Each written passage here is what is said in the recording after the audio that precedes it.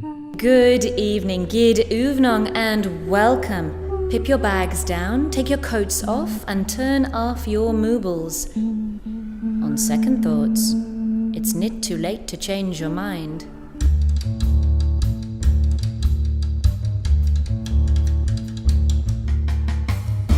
This show is a playfully dark 21st century fairy tale where women get all the best lines.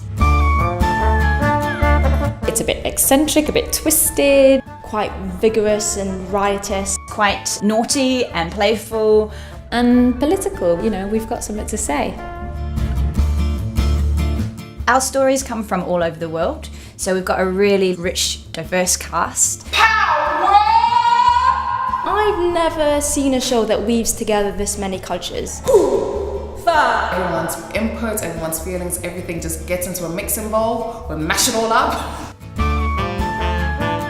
We were a group of women. We'd just come together as the Me Too movement was kind of going viral. It's a thing that's inspiring us, making us angry.